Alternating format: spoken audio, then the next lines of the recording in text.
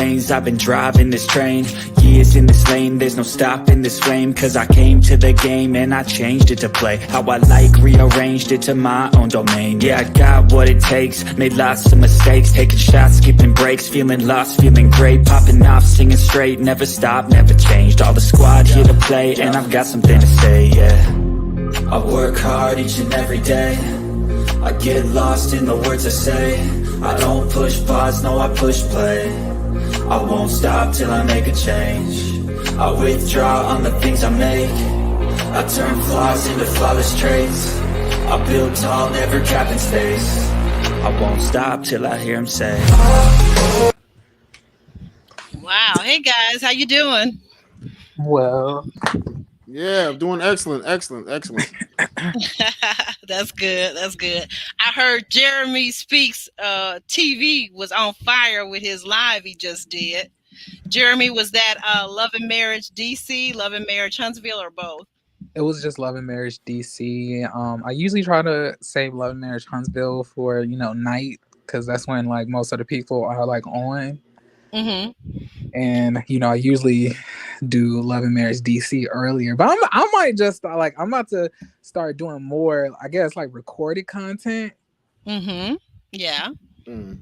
That's a good idea too, because that's where I'm headed to, Jeremy. I'm with you on that. I am with you on that. Because these lives, woo, they give a sister some anxiety, boy, I tell you. Well, anyway, I wanted to just say a special shout out and a thank you to our newest platinum member, Tyrone Reed, aka Tiger. Big shout out to you there. Thank you for your love and support. And you'll be continuing to get more great content and extra perks. All right. So let's get started. All right, where you want to start? You got your infamous notes ready? They're not infamous. They're just famous. They're not Yeah, infamous. they're infamous for this show for DC. Monique debuts as co-host to morning radio in DC, guys. What did you think? What were your thoughts about that scene, Jeremy? It was just a scene it wasn't interesting. She just hosting a radio show now. I was like, oh, good for her. All right, we'll Yeah. move over to you, Alex. I'm sure you have some more details to add in. Well, it's her big dream. Apparently, she feels Mm-hmm. like she's in her element. It's something that she felt like she's always wanted to do. And radio. That's when you got that early morning shift. You got to be there at 4:30 and prepare and go on the air at 6, and then you get off at 10, and so it could be exhausting. But if this is what she What? wants to do, and she has the support, Yay! of her husband, then I'm all for it. I have other issues with her, but as far as her debuting on her radio show, I'm kind of glad she's doing that. What's your other issues? We'll With, get with to it. oh, Oh, okay. I think we're going to get to it in the other scenes. I'm not trying to be funny. I was just saying we'll get to it in the other scenes because it didn't relate to this scene. I think is that what you were saying, Alex? Yes, exactly. Okay. Yeah. And that's what I saw. I saw like the scene, this scene at the radio station was somebody who seemed to be really in their element. They're excited. For whatever reason, we find out later, I guess that she's telling us, even as a child, she would pretend to be on the radio and have a radio station. So that is a thing, like if you grow up, whether it's watching a TV show or listening to a radio station, whatever that thing is, like it could be maybe becoming a train conductor. It just doesn't have to make sense to us, but it makes sense to her that that's something that she has always wanted to do. And that, I think what one of the themes in this week's episode was that I got out of it, and tell me guys if you saw this too, maybe because we hear this later from Ashley, is that the women are at a midpoint in their life where, as having married younger as young women and having been caregivers to their husbands and these children, the women are now discovering themselves professionally. That seemed to be an ongoing theme throughout this episode. Did you guys catch that? I've been yeah, catching that throughout the last few episodes, actually. Mm-hmm. yeah. Yeah, definitely. But I don't think Monique is one of the ones who has to, like, sacrifice one for the other, though. It seems that her husband is open to, to doing what she asks of him, So I don't think she relates to Ashley. And Arena isn't like Arena also runs her own businesses as well. She partnered with her husband, so I don't think that that's something that she also struggles with either. I think it's really only Ashley to me. Well, oh, okay. So you're saying you don't see how it would have been a problem for well, Monique, even though her husband, well, I don't know. I guess apparently by the time they married, I guess it seems like he must have been retired from the NFL. Is that correct? I think he Anybody know got. the I, timeline? well, I don't really know. I mean, they're not really transparent about how their relationship was conceived, and I'm starting to hear allegedly is because Monique was a side chick, but um, I think he got retired after, Hmm. afterwards. He's been After, retired 10 years now, so but And they've they've been been married. married about 10 years. So that seems like, okay, it sounds like they must have married right at the time he was retiring. So right in that time frame. Maybe I'm I'm not I'm sure. gonna have to do some research because I don't like not knowing. But okay. But so we see her at the scene, and we see that she's getting acclimated, and apparently this is a brand new show that they've started too. So they brought her in. So that's kind of like, I guess for me, I'm just guessing that she probably feels like this is something that she can really sink her teeth into, because it's not like she's coming in and they've been already jailed together for all these years. It's a brand new show, so that's kind of a neat thing too. So and they um, sought her out they apparently. did, they did, they sought her out, Now, and why I don't know. Jeremy, I don't know. Is Monique like charismatic? Is she funny? Like, what about her? oh Do you want to Lord, like why? What oh, about Monique? Okay, Miss Aubrey, well, I'll what ask about? you. What about Okay, go Monique? Do ahead. you want to hear for an hour and a half? Like, what about her? Do you want to hear for an hour and a half? 4 hours. Four 4 hours. hours. The show is 4 hours, but there's multiple people. It's not like we're just going to hear from just her. It's But I'm saying, multiple but what people. about her? Do you think deserves to be on a radio show? I'm not in that area, and as I think I've already shared with you and our viewers, I'm going to be very transparent. I don't know a lot about Monique.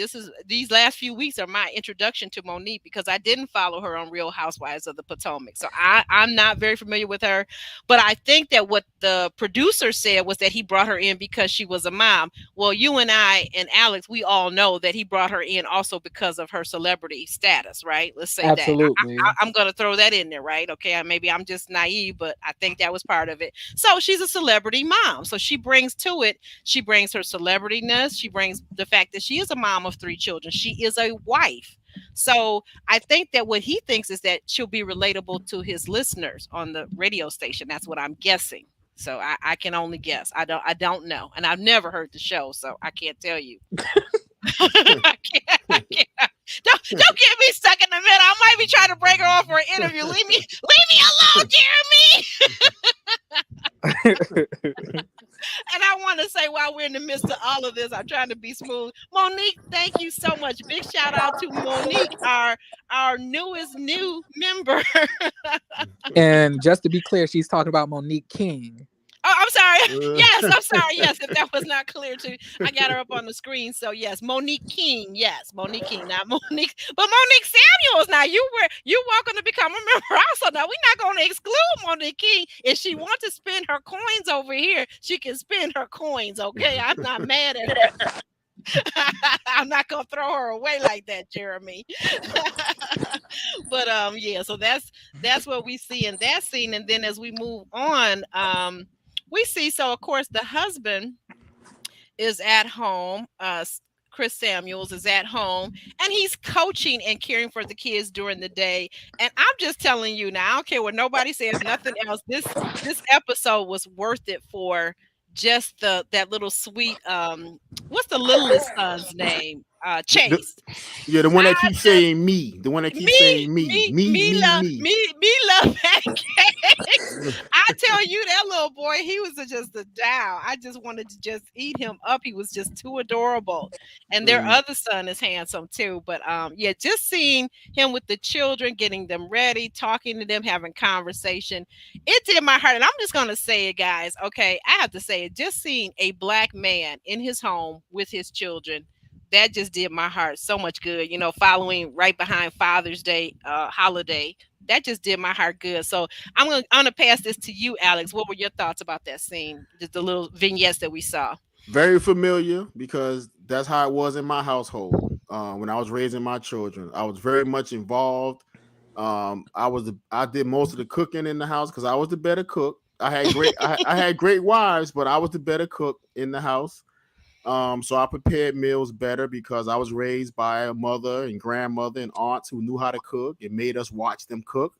So I grew up knowing how to cook. And then as far as, interacting with the children athletically, piggyback rides, running through the house. I mean, I did all that stuff. So when to see Chris Samuel was doing it, it really brought back a lot of memories for me because those children are grown now. My children are grown now. So at least, the three of them are.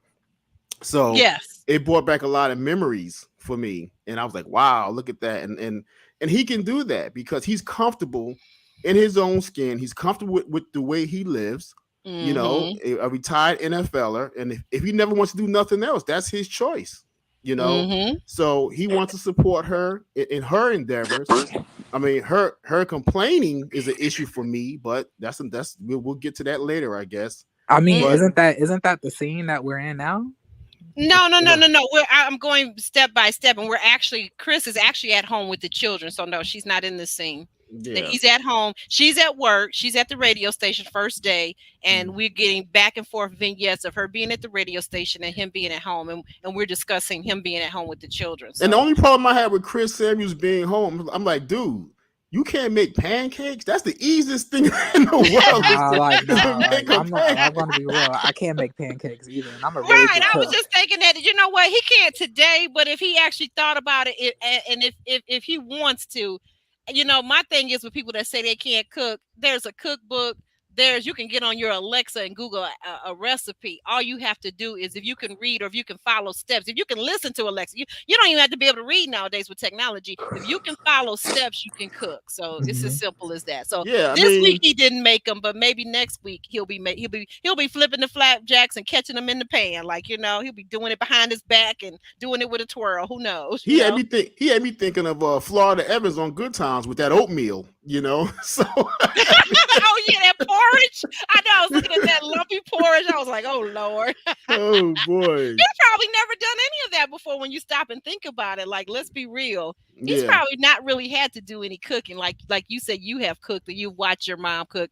A lot of guys, for whatever reason, and to me, it's a basic life skill. So I don't Hmm. really understand families and moms and dads not showing their sons how to cook and some basics. Because everybody should be able to make, eggs, Yeah, eggs, uh, pancakes, pancakes. French Yeah, toast, those are stuff like that. basics. We were learning that. Even now, I know schools have cut out a lot of programs, but when we were coming up in school, we had to do home economics, so we had to cook things. So Right. I was making a whole breakfast for my parents at 9 years old, serving them breakfast in bed. But everybody's different. Everybody's house is different, right?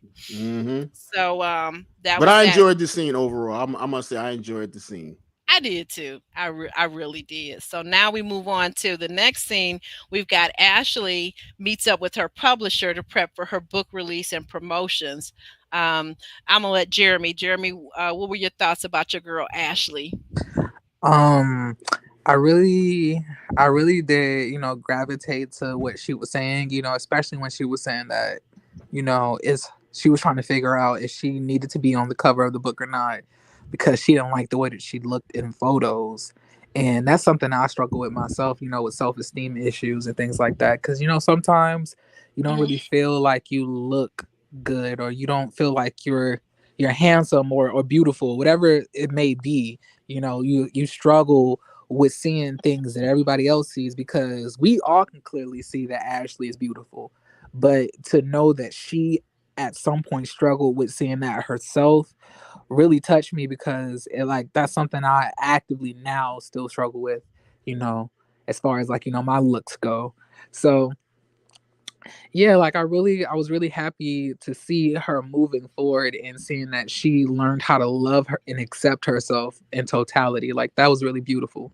You know, I was really happy for her. And I don't know who that Mm. lady was that she was talking to, but when she The publisher, oh or the publisher. Yeah. uh-huh.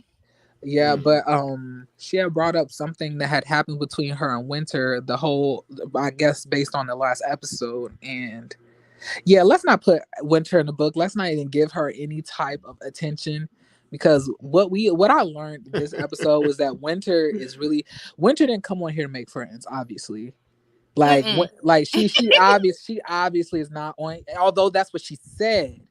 And that's the way she Mm-hmm. keeps on acting. And when she's doing these interviews being fake, she keeps on acting like she came on to make friends, but she didn't. She came on to get on the show.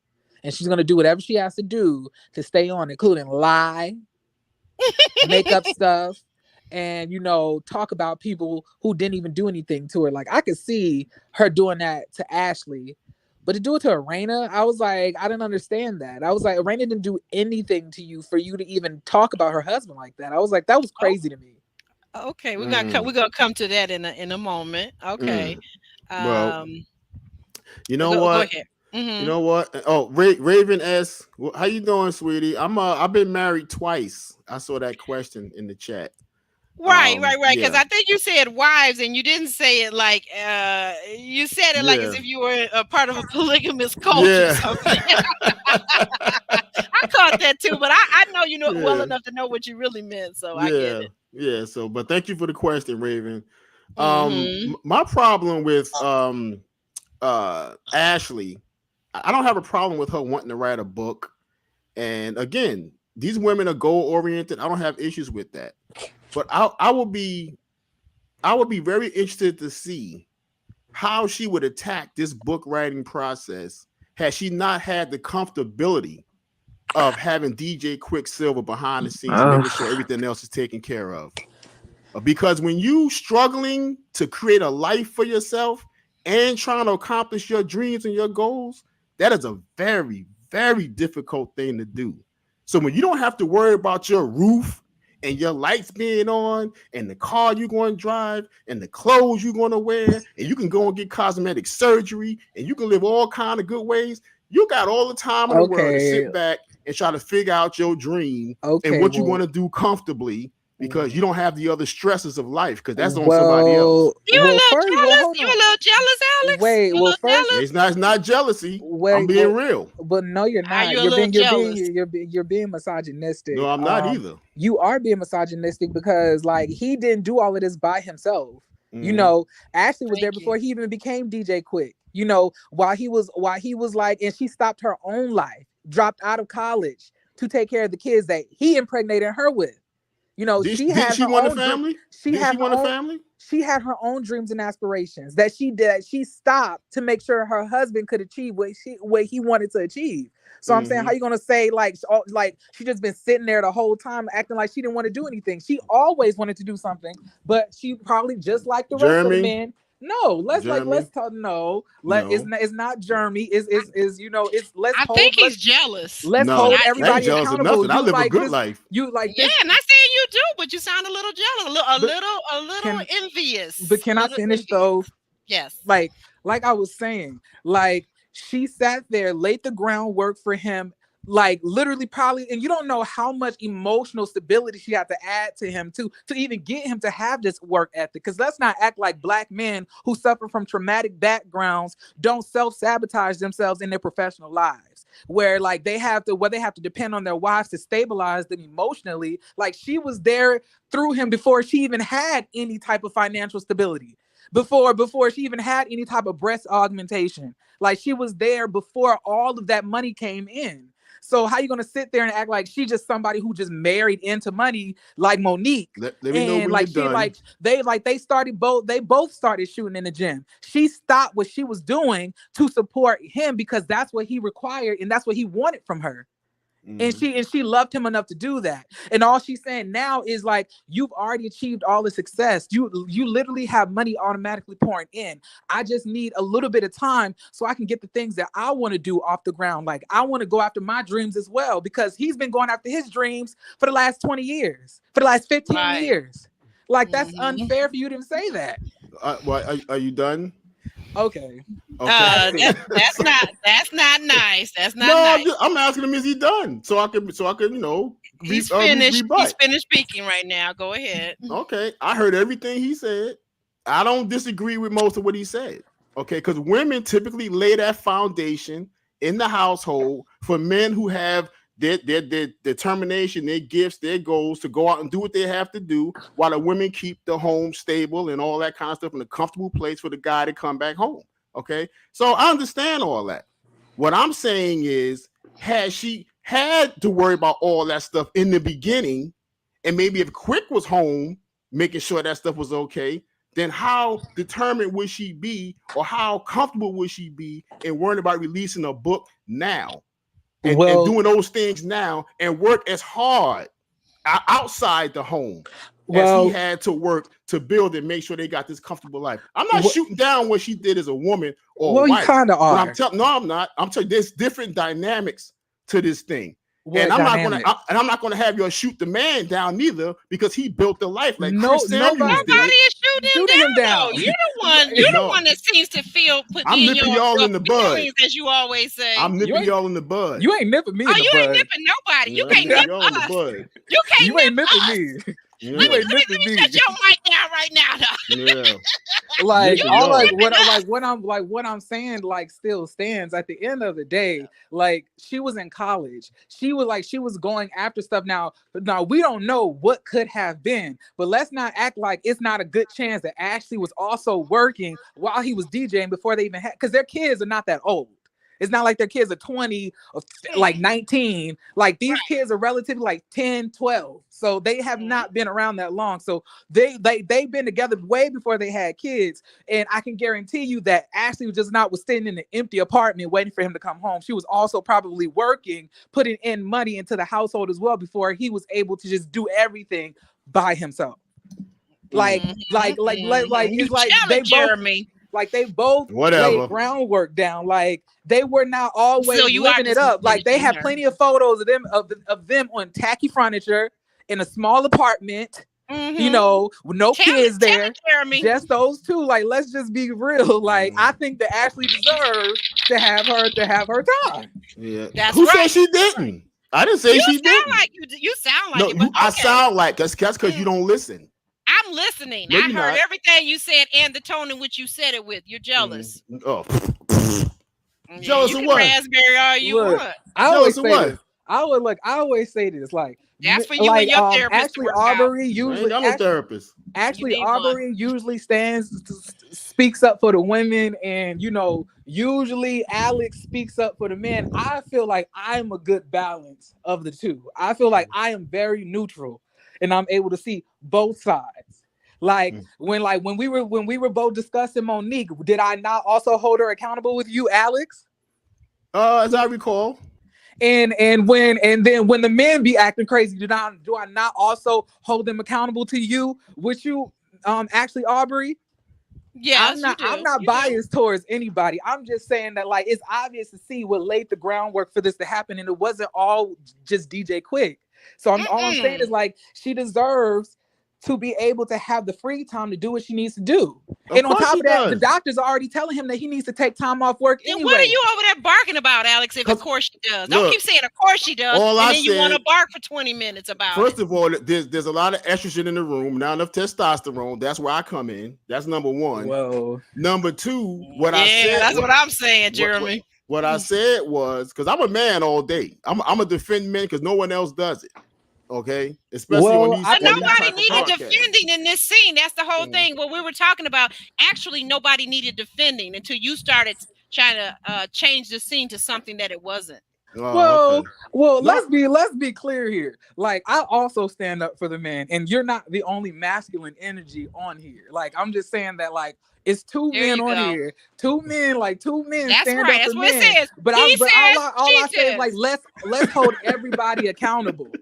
That's I'm right. not just gonna be like, because we all have balls, that means that I'm just automatically gonna agree with everything that you say. you're not Tell it, supposed to. Jeremy. You're not That supposed to. That's tell what it, this is about, a Jeremy. debate.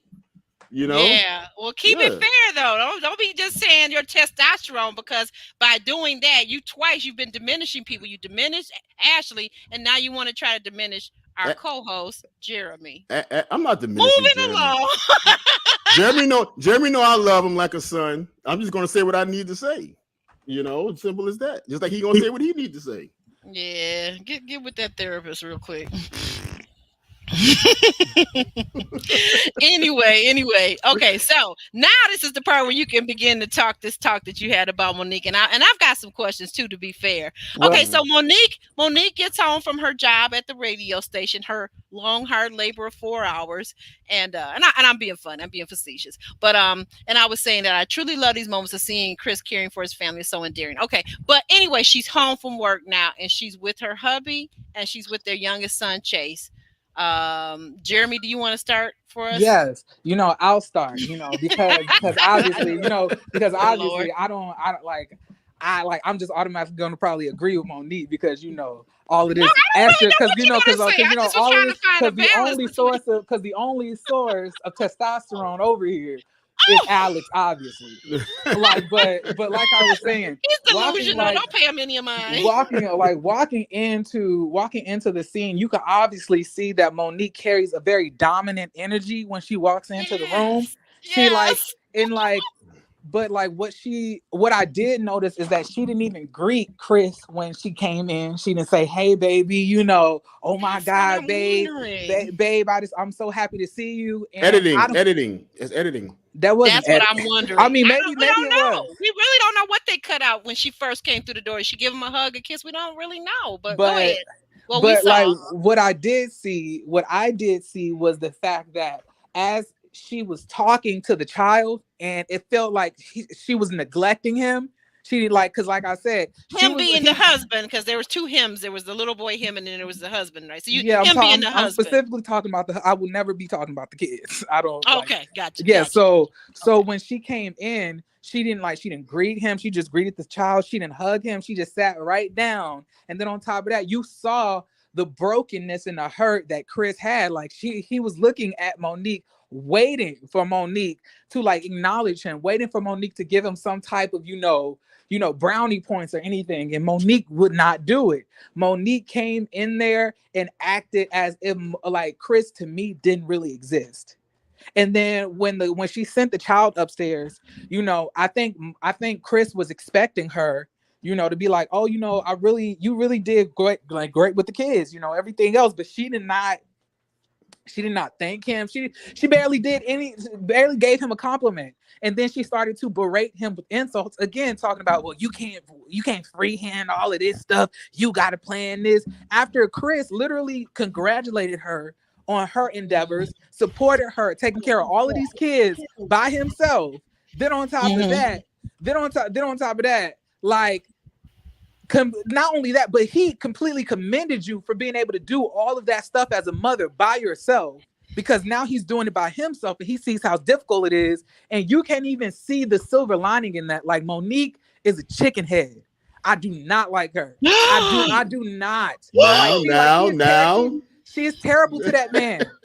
Chris is really Ooh, doing a Lord. good job. Like, Chris is a really stand-up guy. And I have a real big issue with the fact that Monique keeps on like talking about him like he's not even trying. Meanwhile, Ashley has to schedule in time with her man to take care of his kids, and your Mm. man is Mhm. literally sitting here acting like Mr. Mom. And he got the Mhm. brand, he got the double D's to back it up. I ain't gonna talk about that though. But I'm just saying, like, it's he's doing everything that these other women wish their husbands were doing, and Monique Mhm. still isn't satisfied. Like, Monique, why are you even in this marriage if nothing that this man is going to do is going to make you happy or appease you? Like, you have like this man is literally shrinking every single time Monique comes into the room, because if I'm gonna say it, and what I have to say does not reflect anything that Ashley Aubrey or Alex has to say. But in my opinion, I feel that when the cameras are off and nobody else is in that house, that Monique verbally abuses that man, or she may be physically abusing him, because the way he shrinks around her and the way he's in fear and scared to say how he feels or scared to talk or say the wrong thing around her, even though they've been married for 10 years, it gives me abusive. Because if the roles were reversed, and that was a woman acting the way that Chris was acting and Monique was talking to him that way, everybody would be upset and in arms about it. Because let's be real, the way that Monique is acting is the exact same way that Marceau and Olajuwon has acted from Married at First Sight. The exact same way. She tears down Chris because she's not happy with who Chris is. She tears down Chris to build him up into who she wants him to be. Yeah.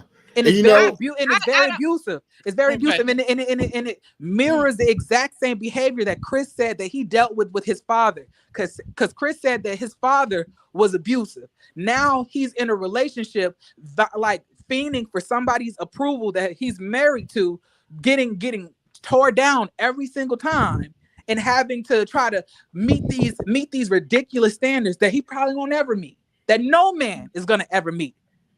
And it's abusive within itself. So he got himself in another abusive relationship. That's interesting. I don't know if I give it. I would never give it. In fact, I definitely don't. And I had to think about it for a second. It definitely doesn't rise to the level of Olajuwon. Olajuwon is ridiculous. And the station and the production company that allowed him to abuse Katina, they need to be in court somewhere, but that's a whole nother story for another day. But no, it definitely doesn't, in my opinion, Jeremy, it does not rise to the standards of Olajuwon's verbal and emotional abuse. It does not. She just does not seem to be and I agree with you to the point where she does not seem to be warm. We did not see a greeting, so we don't know if that's editing, because by the time we see her, she's kind of walking in, she sits down. They could have cut it out. We don't know. But what I have a problem with, to your point, is that while she's talking to him and telling him about her day, she makes very little eye contact with him. She makes very little eye contact with him. I don't see where you're talking about where he shrivels to her or like he's afraid of her. I don't get that at all from Chris. Now, that's just me. I don't see that. I'm saying go back, watch the scene. Watch when she walks in. They literally did a whole field of death scene on it, where they did the blurring of the, like, where you see Chris literally looking and waiting, hoping that Monique is going to give him some type of affection, and she completely ignores him. And then you could just see the broken and the hurt on his face and the nervousness, because he don't know what she's going to say, if she's going to be happy, if she's in a good mood, if she's going to go off, if she's going to be irritated. Like, literally, you see that as soon as she sits down and starts playing with the child. That's why they did that whole, field of death, playing with the cameras thing, so you could see the way that Monique was completely ignoring this man and the hurt that he was seeing as he was staring at her, hoping that she was going to be like, "Hey babe, I love, give me a kiss," or something. It was nothing there. Like, Monique is trash. Well, I'm gonna tell you, Jeremy. Okay, we'll go to Alex. I agree with a lot of what he said. I'm not sure about the abusive part, but I do see that. I do see where Chris kind of is very submissive with her. She kind of shrinks when she's putting her mojo on him, whatever that may be. My issue with Monique is a lot of issues within her household. Pick two or three. Yeah, and the way she conducts herself with her friends or her supposed friends is another issue. But he's totally supportive of her and what it is that she's doing. Okay. But I think very supportive. But I think he feels like first of all, with her, I think she's just looking for a way out of this marriage. Okay, she's trying to maneuver and figure a way out. That's what it seems like to me. And I think he knows it, and I think he knows that she got him by the sack. Okay, because men in his position always worry about these divorce settlements and getting the axe in court and getting their money taken away, because they got 3 children. Okay, he's built this life for them, So she gonna get a lot of money if she walk, and she gonna get it every month, and she'll never marry again. Okay, so he's worried So about that's the her. narrative you've got going on right That's the now. narrative Okay. I got going on right now. And Okay. because she's looking for a way out, he feel like she got him by the sack, and he just trying to support and hang on and be the nice guy that she claims she want. But I think in her mind, the marriage has ran its course, and she's looking for her independence any way she can find it, and she's looking for a way out. Well, like, to be honest, in my opinion, and this might be long fetch, but I don't even think that's what Chris is even scared of. I think if Monique left, if Monique left Chris and took half the money, Chris would give it up willfully because he loves her that much. He would give her what she wants. I believe that wholeheartedly. I believe that Chris really loves this lady. Like, he loves her. He absolutely adores her. I see that. It's crazy the amount of love that he has for her to do anything that she asks of him. Like, it's crazy. And like I was saying, like, to me, Chris is doing all of this because he is begging for her approval as his wife, which is completely ridiculous. Because if you have somebody that you're in a relationship with who does not give you build you up, and they just constantly tearing you down, then what's the whole point of even being in the relationship? You're loving somebody who's verbally abusing you at this point. If they every single time you come in, they're tearing you down and telling you what you're not doing good enough, what you need to work on, and mind you, never once telling you, well, I'm going to make sure I do this for you. I'm going to make sure, I do this so you're happy. I'm going to make sure I make you happy. It's always about what Monique wants, never about what Chris needs. And she's very vague. She's very vague in what she wants from him. So how does he know? He's a dog chasing his tail. And then on top of that, let's even talk about just oh my goodness, what you just come up with, Chris? Oh my Lord! In just last episode, the lady had literally said, the lady literally told him, like, the spiritual witch lady was telling him, like, last episode. Yeah, you need to do your own thing. Like, you need to enjoy yourself. Like, you need to go out and explore the things that you're interested in. Meanwhile, when they go to the confessional and they ask Chris, like, what do you think that meant? And he says, I think it means that I probably need to go back to my own interests, go back to coaching. And then here goes Monique. No, that's not what she meant. That is not what she meant. What she meant was that you need to go out and explore your own spirituality and your own thoughts. Like, you don't want this man to have anything. Like, yeah, I did catch that last week. I was kind of concerned with that, and even the healer, spiritualist, or whatever the lady was, her title, intuitive healer. She said to her, she said, you know what? It's actually somewhere in the middle, and I think that was a direct notice to her to let her know, like, look, no, you just can't tell this man what it is. I parts of me feel like Monique is really caught up in her transformation, her spiritual growth, and then she wants to project it onto other people, including her husband.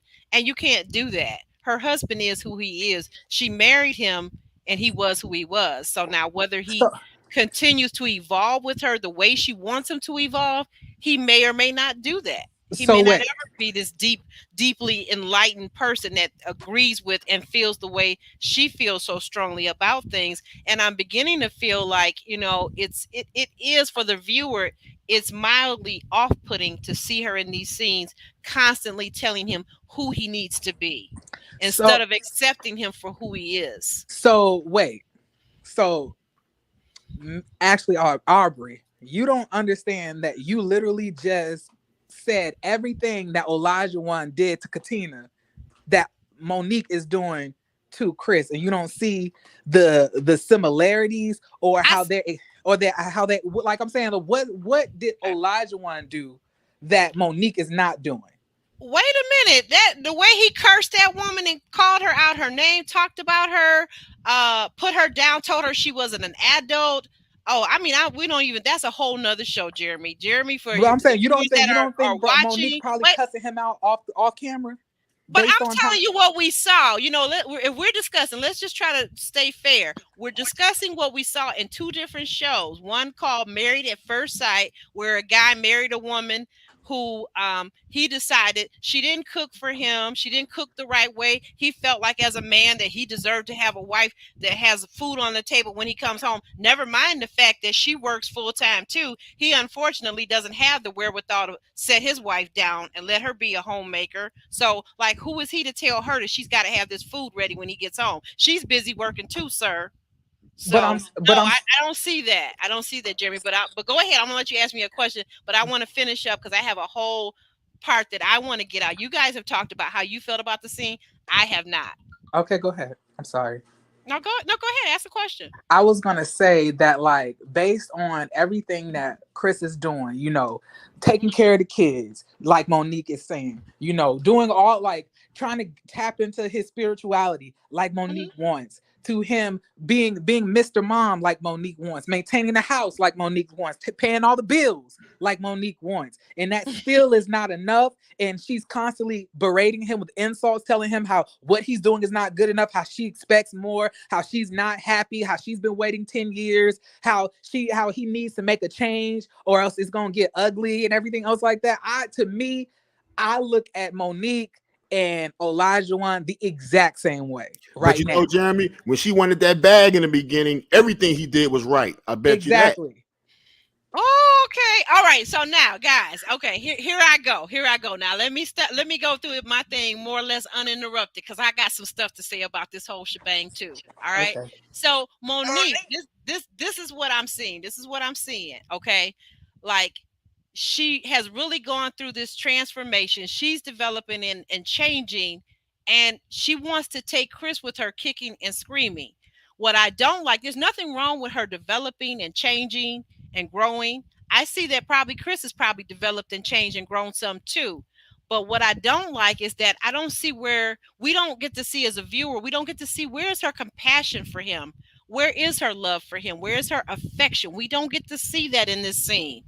And it's really alarming to me. Like, I once had a girlfriend who, when she had her and her second husband, when they had their child, she was so in love with the child. She was like, well, my children come before my husband. And I said, no, like, we're both believers in a biblical sense, and in a real sense, no, your children should never come before your husband. I'm sorry. That's my philosophy. That's my feeling. No, if you're married, your husband is first, because you two are the nucleus of the family. The children are the outer layer, because trust me, when 18, 19, 20, whatever comes, they will go, they will leave. They may or may not come back. Okay. Yes. But that family that you're creating, that marriage that you're creating with your husband is the key thing.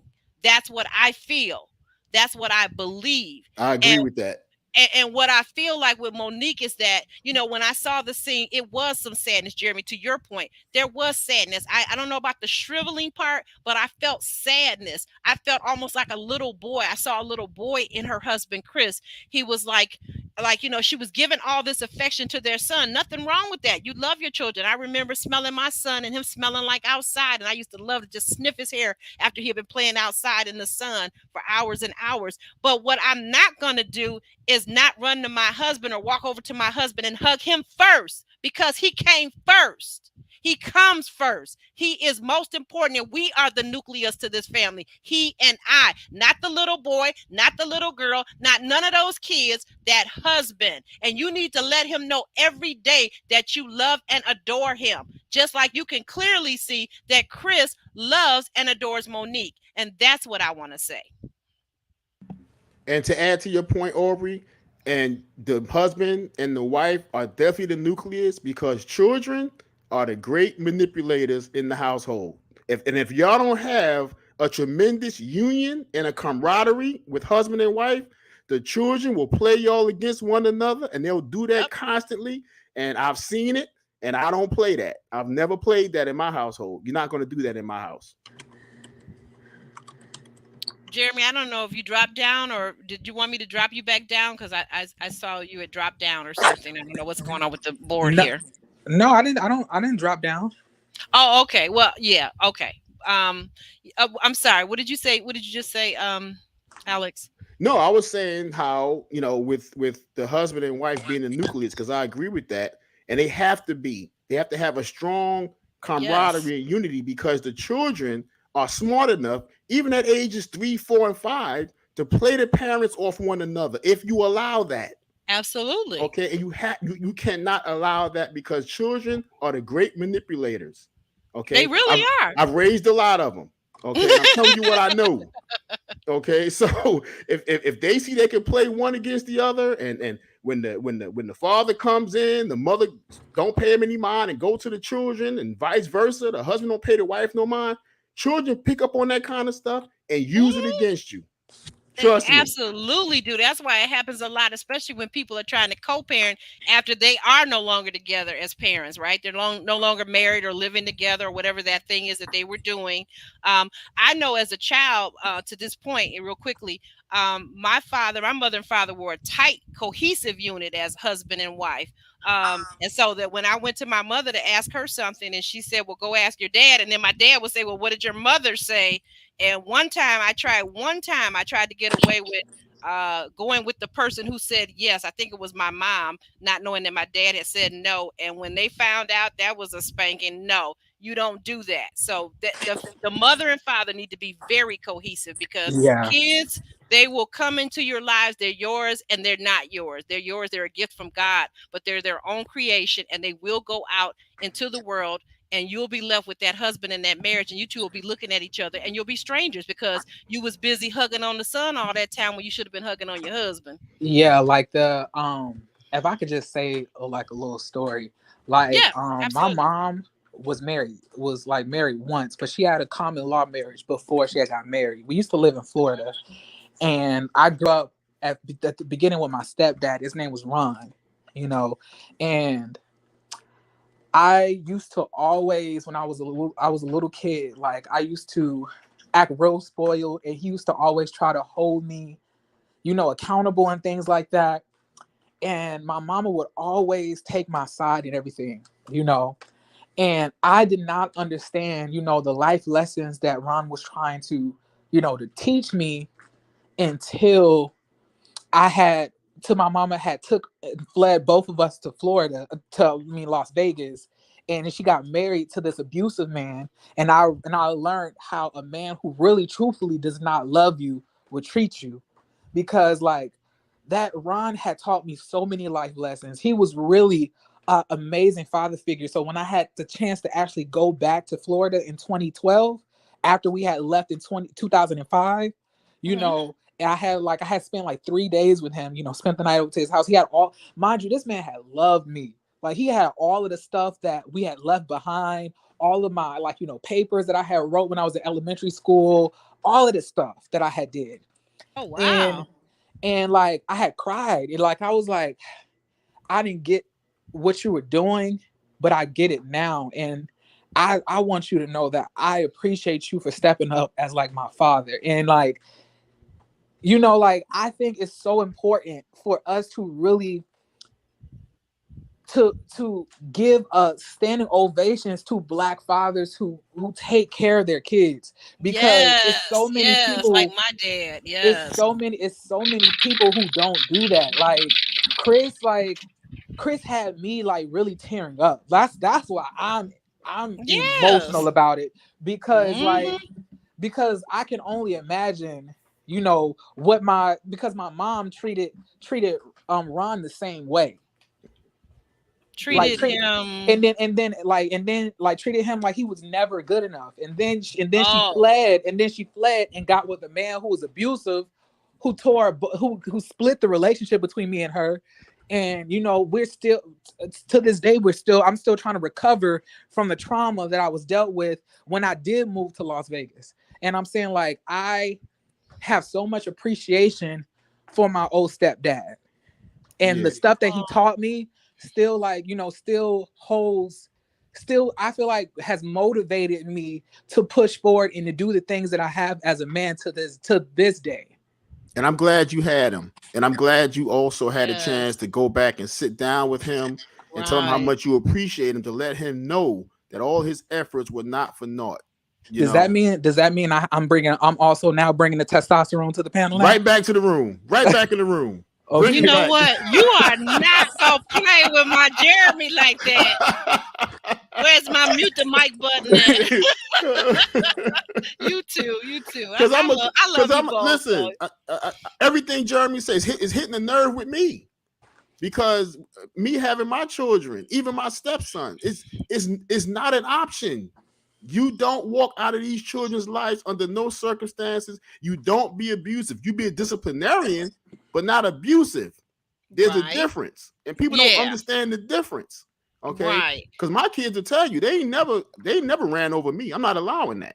Yeah, Okay, Right. like but Well, we know that. We already but know that. But at the here, same go time, I was go ahead. very loving. I hugged a Yes. lot. I kissed them a lot. I Oh, did those okay. things a lot. You know, we went to the yeah, movies a lot and played a lot and all Right. that stuff. But when it was time to get down, it was time to get down. yeah, You know like what I mean?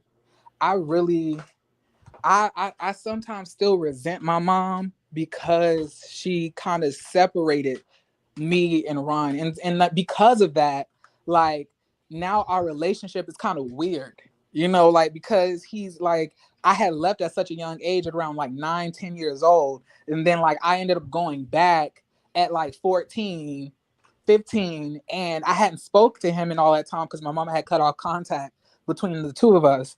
And then like, it doesn't even feel natural to talk to him like I used to back when I was a child. You know what I'm saying? So that relationship is kind of fractured.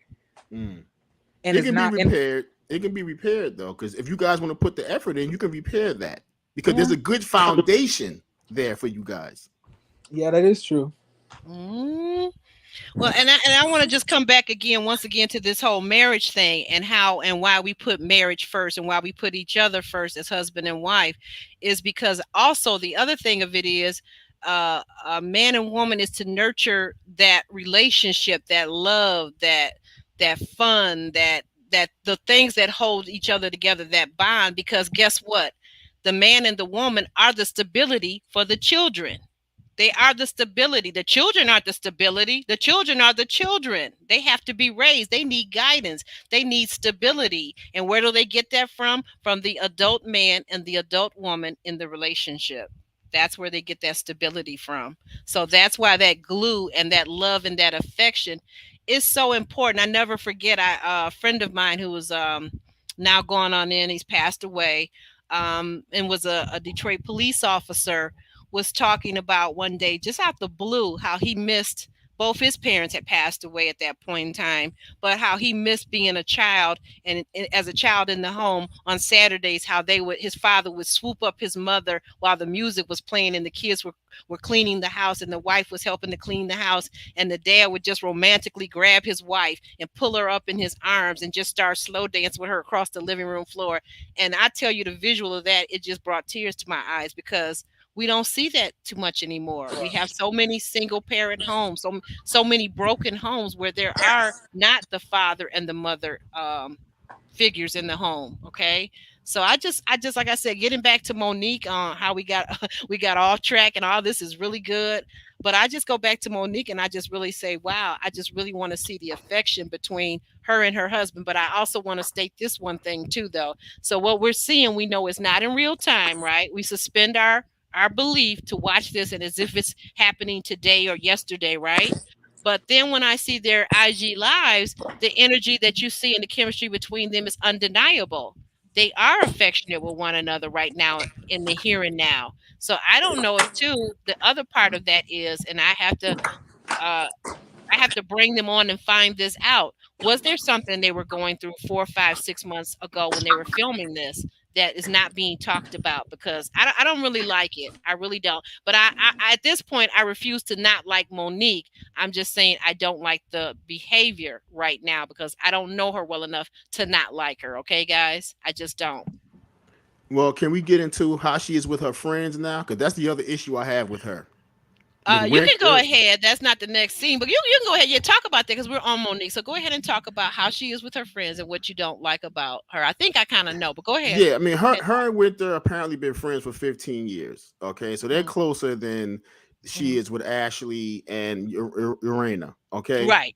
But what I don't appreciate about Monique in this situation, and I know it's TV, they got to create drama and so forth. I see that, okay, but you take stuff that Winter say, and we know Winter's kind of off the chain anyway, okay. She is, but you take stuff that Winter she's like say, you. She's a provocateur. Yeah, provocateur. Yeah, I like that. I like that title. Keep using it. Right? She she. I got another name for it, but I can't say it on the air. She takes what Winter says and she goes back and tells Ashley and Arena, knowing they're going to get heated about it. And then she's the type of person to throw a brick in the crowd and step back and watch everybody else fight. Okay. If Winter tells you something, quote unquote, supposedly in confidence, I mean, there's cameras there and everything like that, but supposedly in confidence, okay, why go back and tell the two people don't like her? Yeah. Just to create drama, to create stress, and have them fighting when they do get together, and keep inviting Winter to stuff. Why you keep inviting her to stuff? Nobody wants her there. Oh, she's part of the crew at this point. No, she's not. Well, but we're gonna find out for sure next week, though. We're gonna find out for sure next week because Kevin gonna be there too, so I can't wait. And that's within itself completely disgusting of her to even do. Her and Chris is wide back. For them both. I think Chris invited the guy. I think Chris invited Kevin. But right? I know that he probably told Monique. He tells Monique everything. He don't hold no secrets. So I'm saying, like, for them to bring that man there, knowing how this person has traumatized Ashley, is really messed up. Right. Especially as her friends of 15 years. Right. Yeah. That's what you want to call it, Yeah. You want to call it a friendship. I see it as more of an association is what I call it. I know, they know each other from the NFL Wives Girlfriend Club.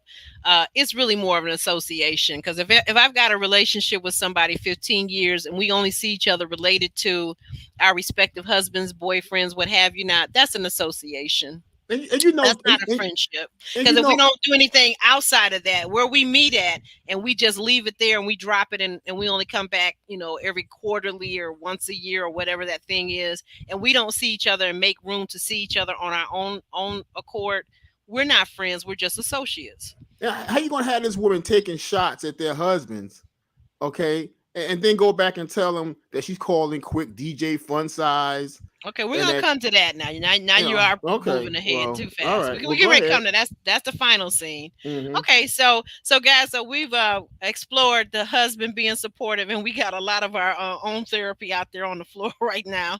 So we're gonna move on to Arena and Jamie Tyler talking TikTok. So Alex, you go, and Jeremy, I'm gonna save you for last because I'm sure you got plenty to say about the TikTok situation. Well, how they became TikTok famous? Well, yeah, just the whole scene itself. I mean, they're talking about being TikTok famous, and they're talking about, how they developed and grew their brand on TikTok, right? Yeah, and you talking about when he was laying across the couch with his nice white socks? You talking about that scene? Yeah. Okay. The most interesting thing about that scene is when, because Jeremy had brought up earlier how Chris Samuels has said that his father was kind of abusive. And Jamie said the same thing. His father didn't play. He was mean in the household. He ran a very strict, rigid household, and he made a man out of him. And, and you know what that means. Many times. Okay. Whoa. What does it mean? Actually, now that I think about it, what does it mean? That means he gets his chest caved in a lot. He gets intimidated a lot. He's by fearful. His father. Yeah. Is that? But I'm saying, is that how you make a man? Right. That's what I'm thinking too. To some old school guys. The old schoolers, that's how you make a man out of somebody. But I'm saying, like, obviously, they're like the old schoolers are still in slave mentalities because, we're still taking care of our kids. Like, we all have to go down to the plantation and be strong for massa. Like, that's not the way you should not be punching your kids in the chest to make them stronger. You should punch them in the chest when they do something wrong to discipline them, of course. But if you're just punching me in the chest, making me bleed and hit the ground and gonna tell me to get up, like, because you want me to be strong, that's abuse. Jamie actually said that. The father knocked him down, you see blood, you all right, get up, kind of thing. So he did say that. And now I thought he said that in terms of his father being a coach. Sounded like his father coached some kids or coached high school or maybe something like that. Yeah, and he was saying, But Yeah. that is how I treat. It's almost military like, you know. Yeah, I think his And father, I think he had said at some point his father was former military. So you yeah, can see it in both of them. But that's the funny thing about it. I don't see how Jamie doesn't see it in himself that, this military thing, it really does a job on your psyche. And I know as mother of a military person and daughter of a military person and former lover of military men. So yeah, it does a thing on your psyche, and not too many people come out of it unscathed. and that's So what Urania was they trying have to. to. Yeah, go ahead. I'm sorry. I'm sorry, no. That's what Urania was trying to get him to realize his Right. behavior and the history of his behavior, where it comes from. But see, that's therapy though. That requires therapy. And when men are unwilling to listen to their wives and their friends that tell them that they need to be in therapy and they refuse to get therapy, there's nothing that's ever going to resolve that for him. It's Right. nothing. It's really nothing that's going to resolve that. You can have Jesus and therapy. That's a Mm. T-shirt, but it's a true thing. Yeah. And it really it's a true thing, because sometimes as black people will say, well, oh, I go to church or I'll go talk to my pastor. And I'm not knocking pastors. I've had some wonderful pastors, but unless they're licensed therapists, I don't put a whole lot of faith in you just going to a pastoral person to get counseling for something that's a serious matter, because it may go back a lot deeper than you realize. Yeah. You And know, and that's the fortunate part. yeah, and TikTok did make them very, very popular. Okay, it made them very popular, as they alluded to the fact that they really didn't want to do that. It's Hmm. particularly Jamie, but as it started to pick up, people started to demand to see them more on TikTok. It picked Hmm. up, and it made them very famous on TikTok, and thus it probably more than likely led to them being on Love and I Marriage was just gonna DC. say that I think that their social media presence, especially at their age, they're a mature couple Right. that looks very young. Yep. Y'all coming on here too, so don't be saying I said y'all was older. But they're a mature couple and they are in a millennial space doing quite well. Are you finished, Alex? I'm Yes. sorry. Yes. Okay, Jeremy, your turn on the TikTok scene. Well, I mean, like as far as like TikTok, I don't really know much about. I'm not on TikTok, so I don't know how. I don't even know No, how to work that no, app. the scene. I mean, we're Oh, talking about the scene. That's oh, what I I. thought you meant I'm like just what did I calling it think about TikTok? I was like, right. I No, don't no, know. no. I'm calling it the TikTok scene because that was the conversation that they were on, was about their TikTok.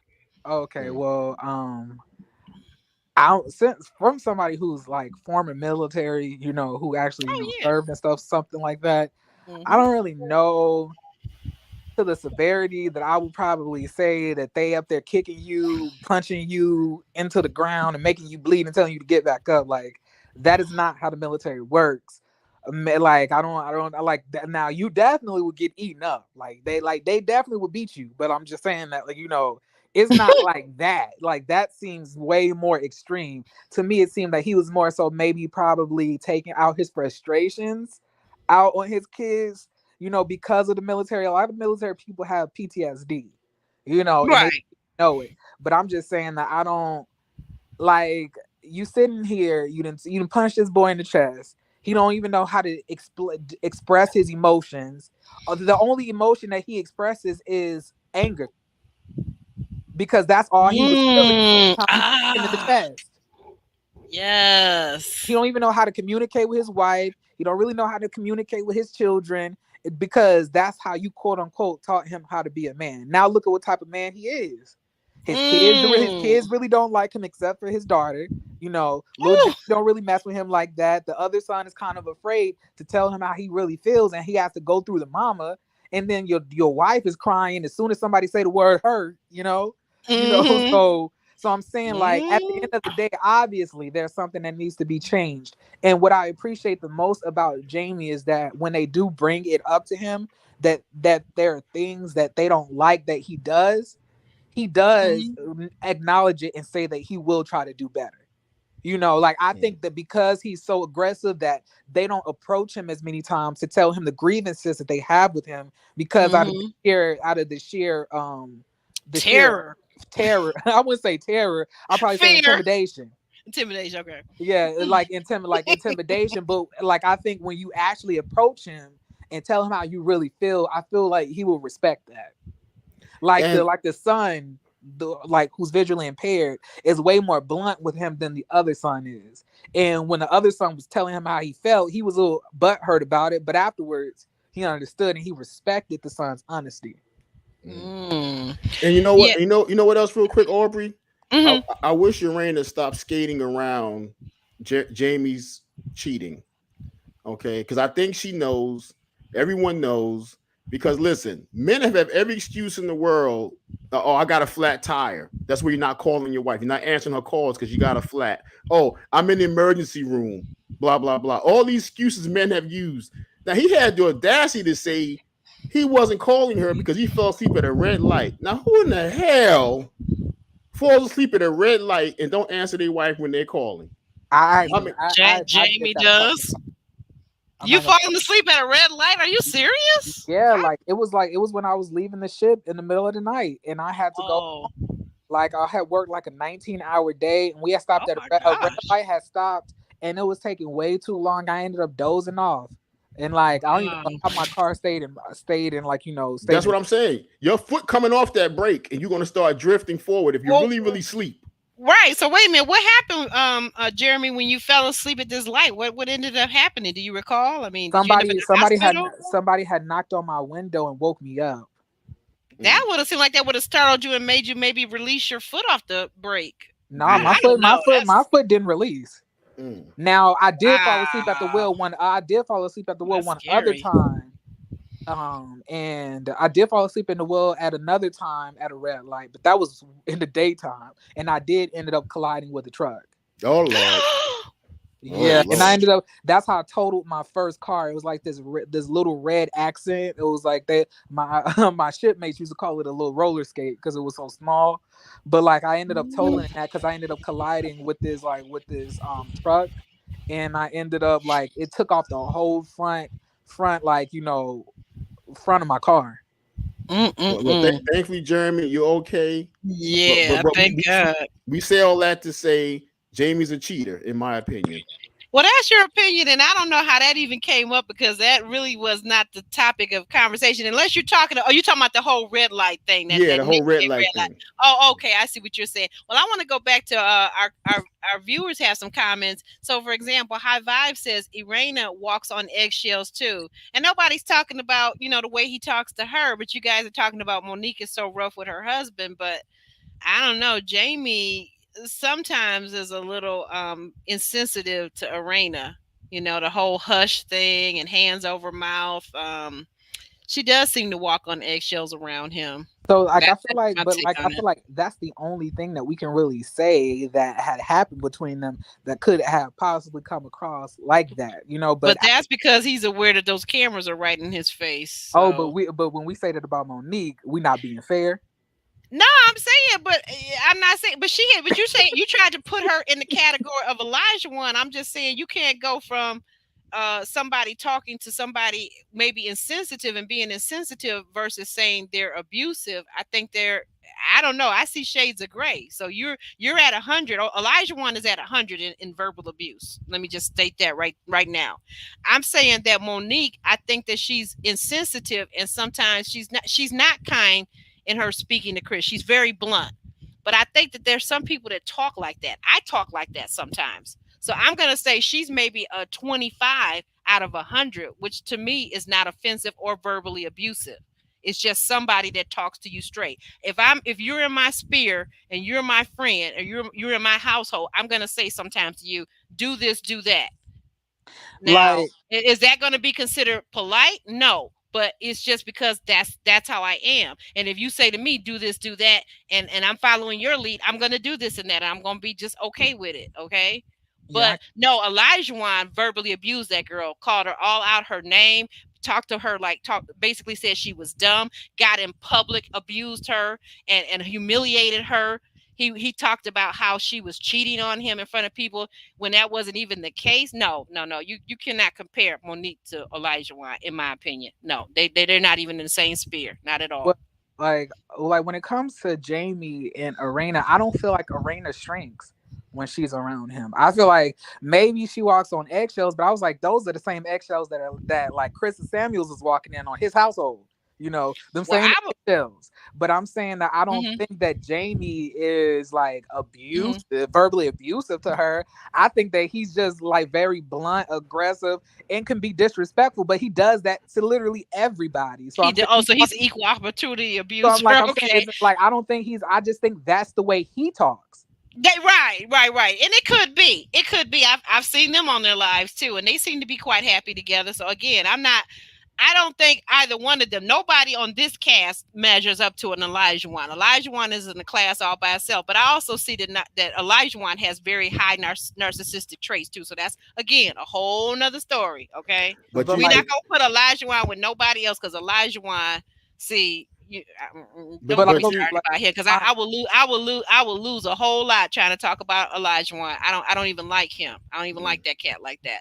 But get back. Let me just say this. Okay, to what High Vibe is saying about walking on eggshells, whether she does or whether she doesn't. That's what High Vibe sees. I see a little bit of that too, a little bit. What I'm going to say as a person, as a woman, is that I don't want to be with nobody that I got to walk on eggshells with because I've been there. I've been married to that person.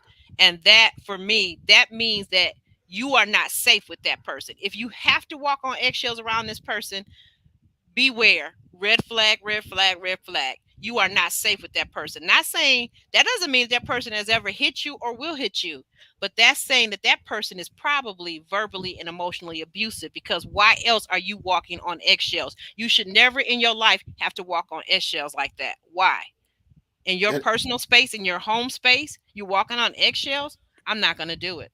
and I and I'm I not going to do it. and I also think this whole ruse with her to try to get a bigger butt is because she know the type of women Jamie been laying with. Probably got bigger butts than she got, Oh, you know what? Okay, we're in not my going. opinion. We're not going to talk up under people's clothes and stuff like that. If She, you want to say that she's insecure, then just say that. Just well, say hey, that. why is she insecure? Why would she be insecure? I don't know. I think that maybe she just wants a bigger butt because she sees that so many other women probably in the area has it. And like she wants, but to be honest, I think she has a sickening body on its own. Like she just I literally do That's posted. too. what I keep saying. She I posted a do too. video today of her in the pool. Well, I don't know if it was today or yesterday, but I commented on it and she responded back to me or whatever. But that's not the point. But I was saying that like but Oh, Jeremy doing his own name dropping. Lord have mercy. but I was saying that her body is sickening. Like I was like 20 somethings could never because a lot of J- people could not do that. But I'm saying her body is really good. So I'm saying Jeremy, yeah. even Ashley said that Urana doesn't have the cellulite. She doesn't have the stretch marks that I have. Nothing. Nothing. So what is it Beautiful she body. needs to do? I don't get it. I don't understand it at all. I really don't. I mean, she said she just wants a little bit of hips and a little bit of more roundness back there. You know. Mm. I think she's Mm. okay the way she is. I But mean, like, but like, all I gotta say is this: like, all of that aggression that Jamie has, I would be expecting him to be putting it down in the bedroom in the way that Arena would Ooh. like it to be done.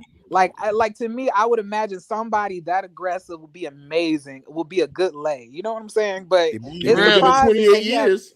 But it's surprising that he has all this aggression, huh? What the? Oh, keep this PG-13, Lord help us. They've But been I'm together saying like 28 years. He doing something. I'm like, but 20. Yeah, you're aren't y'all the right. same? 30. Aren't y'all Yeah. the same? Look, y'all are the same people that say, well, sex after a certain point doesn't even matter when you reach a certain age, so it may not I even be never because of said the it sex. didn't matter. I said it's not the top priority. That's what I said. Right, And I don't right, think it should really, right. if you're building a family and a life, I'm not talking about if you just out there having sex. But if you're building a life, is sex really the number one priority? Isn't keeping a roof over your head, food in your refrigerator? Aren't some of those other things priority? I mean, yes, but like they kind of like already let it be known that they're having issues with their sex life. Oh. So Oh like yeah, they're that's right. You're right about that part. Even though so she's like so that's why I'm amazingly beautiful. that's what I'm saying. Like I would Mm. imagine like all of that aggression, you'll be like, wait until I get you in the bedroom. Like, but it's not like that. She doesn't like what he does sexually or whatever it may Well, be. She said that. I like this was on that that- was on an episode. So I'm just right, putting right, out right. there. What? she has said that. You're right. I forgot about that. And thank you for refreshing my memory. And because next week when they go, they're having a sex therapist come in and talk to them. So yeah, so some of that. Hey Kirby, I see Kirby in the Yeah, like audience. I'm saying, Hey, like it would be way more hotter if like he had all the aggression and everything else like that. But when they go to the bedroom, it would be like it would be a like lighting fireworks in there with the aggression, with the like I don't know. I just would well, imagine that somebody that aggressive would be able to really take you down. But like rock your boat, huh? knowing that he can't do that, I'm gonna feel like maybe you should be less aggressive. Right. Well, Monique says she agrees with Alex. Jamie fell asleep in another woman. He didn't fall asleep at the red light. He fell asleep in another woman. Oh I'm Lord, I didn't that's say right. that. Jamie, we still want you on the show for an interview. I didn't say that. That's our Oh. You Thank know, you, Monique. Thank you, okay, hold Monique. on, wait, y'all. I hollered. Y'all Monique. know, y'all know what we gotta do. We just gotta give them all compliments and just say they're perfect and just kiss their butts and comment No, on every single I one of don't their do that for posts anybody. just so they can do an interview like the other one, like the other people be doing. That's what I that call No. that's it how I call it how I see it, but I tell you what, this show is a premiere. It's their premiere season, right? I didn't know any of these people from a can of paint before the show started. I crossed paths with Arena and Jamie Tyler. I was almost on one of their lives a month or so ago. But the point of it is, no, I want them to come on and give their own take on it because until you hear everything, like just the other night we had Shorty on. Shorty came on. A lot of people didn't believe Shorty, but after hearing her, I didn't see anybody that was in the chat or in the reviews and comments that have come in since then. Nobody, after watching and listening to what she's saying very closely, because we see really 15 minutes of these guys' lives, okay? You can't possibly think that That's just like I said, the difference between associating with somebody and a true friendship. You can't think that you know me. You might have known me and met me 15 years ago, but if you've only seen me 5 times in 15 years, you don't know me. Give me the benefit of explaining myself and my own circumstances is what I'm saying.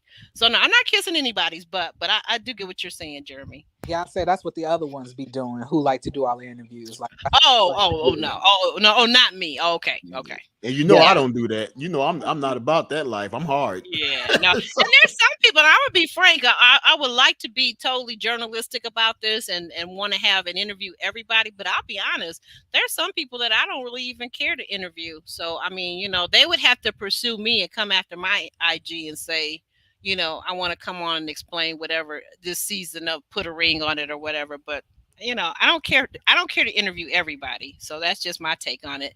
But I lost track of where we were. We were doing the TikTok. We got caught up in the TikTok. I think we skipped around some. Um, Right.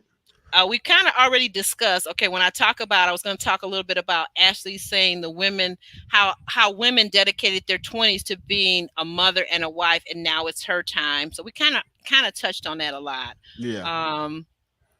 Oh, guys. Okay. I'm gonna let you guys have this one. Quick and Chris meet up for man time and a foot massage. Jeremy, what were your thoughts about the conversation that the guys had during the foot massage? I feel like a lot of these conversations are just echoes of like other conversations that we heard. Like everybody, this Okay. conversation was basically saying how their father didn't teach them how to like express their emotions and be in tune with it. So it was the same thing I had to say about Jamie is the same thing I have to say about Quick and his situation and his family, and the same thing I had to say about Chris as well, because they all had dads who completely dropped the ball when it came to like teaching these men how to express their emotions in healthy ways. One man is acting like the Tasmanian devil in the household. The other one, is working so hard to escape the trauma that he dealt with as a child and falling asleep, while driving. Then the other one is it shrinks and he shrivels up and get real submissive because of the trauma that he dealt with as a child, because they don't know how to express their emotions. They don't know how to be in tune with those. And that's why I believe that we don't need to go to spiritual Reiki healers or spiritualists, or whatever you want to call them. We need to go to therapists. who That's are what I'm saying. Hmm. Yeah. who can give you some psychodynamics to tell you the subconscious reasons that you make the choices that you have, and to tell you why a lot of times you make those actions, because they analyze what you've been through and like really connect dots that you never even knew that could be Right. connected. Like you really need to go to counseling, to therapy, not counseling, because it's different between counselors and Hmm. therapists. Yeah. Yeah, Therapy is that yeah. deep stuff. That deep stuff of that deep down hurt. I want to give you a hand on that, Jeremy, because I've been saying that too. But some people don't listen, so they'll find out when they find out. But Yeah, they, yeah, they need Dr. Ponytail. No, they no, don't. Nobody needs her. she's a life coach. Yeah, you laughing, No. and that's right, because she is a life coach, relationship coach, but she not touching on a therapist. Nope, not But even. the man meetup basically was just, again, like Jeremy said, echoing a bonding period, and it Hmm. just outlines the differences in the way Quick grew up and the way Chris grew up, and basically the streets raised DJ Quick. Honestly, Well, he um, did say that, except for yeah, that one guy that kind of mentored him. But go ahead, go ahead. You yeah, were the saying. streets raised Quick, and Hmm. the guy that mentored him or his father, I'm not sure which one he was alluding to. He wasn't even allowed to cry at his mother's funeral. He thought it was Oh, a his actual weakness. father told him don't Yeah, don't the cry. actual Men father. don't Don't cry. men Men don't don't. cry and all this Yeah. nonsense. So, which is a Mm, bunch of nonsense. And to this day, he hasn't cried over his own mother. So I think in some ways that's abuse. well, Um, for him to do that, and Chris can't relate to that, but Chris had his own domineering father to deal with as Mm. well. So I think that period is for them, to bond and understand where and why they are so screwed up and admit to it. Now, if they can admit it to each other, they got to sit down with their wives and admit it with their wives because their wives deserve that. yeah. Admit what? Admit what is it you're saying they need to admit? I lost that. I'm Why sorry. why why they are so screwed up in the head as far as their upbringing, how they became the men they are today, why they behave in certain ways. They may not acclimate with a family structure or relationship structure. They have to come to grips with their behavior, and But what so do they you could. think it's going to take for them to come to grips with their behavior, Alex? This marriage is on the verge of ending, being pressed to the fire. Heat creates diamonds. Okay, so you have to be put to the fire, and they have to Well, be what put does to the that fire. mean? What does that mean? You starting to sound like Dr. Ponytail. I No, mean, no, Dr. Nicole. what I What are you saying? You're giving all they these they terminologies, but they what are you they saying? they have to be faced with some serious circumstances, as if their marriages are going to end, as if their families are going to be broken up, as if something really devastating is going to happen if they don't either change their behavior or at least admit that they have behavioral problems and want to work on them. That's what I'm saying. Yeah, like in my opinion, I feel that the reason that DJ Quick's father told him don't cry at the funeral was not just because he felt that they are men that don't need to cry, it's because he doesn't even know how to express his own emotions. And I think probably seeing his two sons cry over the wife that he just lost and basically seeing his sons break down would have caused him to break down. In my opinion, I feel like the father used the sons as a means of emotional support, and they probably didn't Mm. even know. And that's why the mom said, Oh. take care of your dad. He's going to need you guys."